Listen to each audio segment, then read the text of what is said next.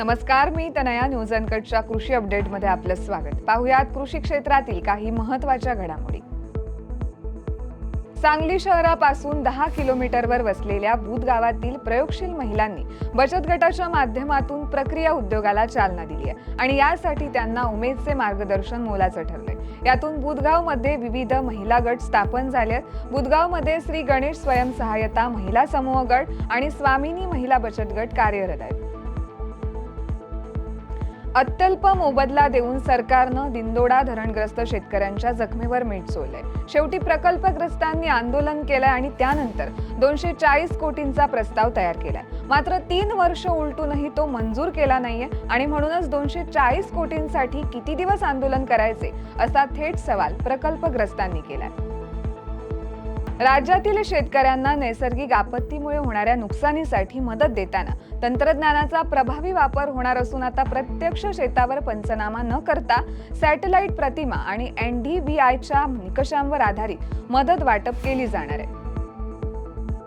पांढरकवडा सहकारी खरेदी विक्री समिती कधी काळी तालुक्याचे वैभव जपणारी संस्था होती. त्या पुढील काळात तत्कालीन संचालकांच्या कार्यपद्धतीमुळे ही संस्था आर्थिक दिवाळखोरीत निघाली. मात्र विद्यमान अध्यक्षांसह संचालकांनी या संस्थेला उत्पन्नक्षम उपक्रमांद्वारे पुनरुज्जीवित करण्यावर भर दिला.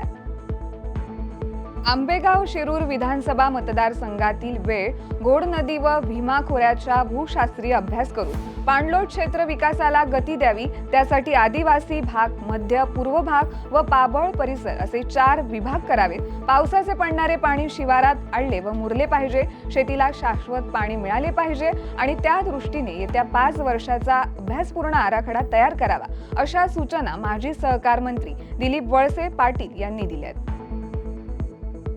समर्थ सहकारी साखर कारखाना अंकुशनगर यांच्या कार्यक्षेत्रातील ऊस उत्पादक शेतकरी ज्ञानेश्वर तुकाराम जाधव यांनी पाचड आच्छादनातून प्रतिकूल हवामान व मर्यादित पाणी उपलब्धतेच्या परिस्थितीत 8 एकर ऊसाचे संरक्षण करण्यात यश मिळवले.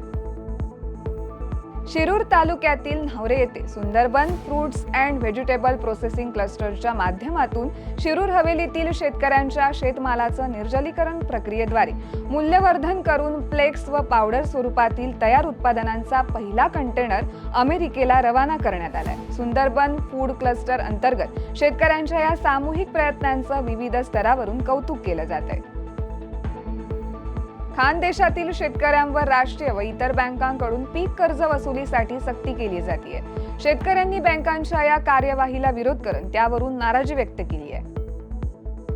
या बातमीसह वेळ झाली आहे कृषी अपडेटमध्ये इथेच थांबायची. तोपर्यंत पाहत राहा न्यूज अनकट.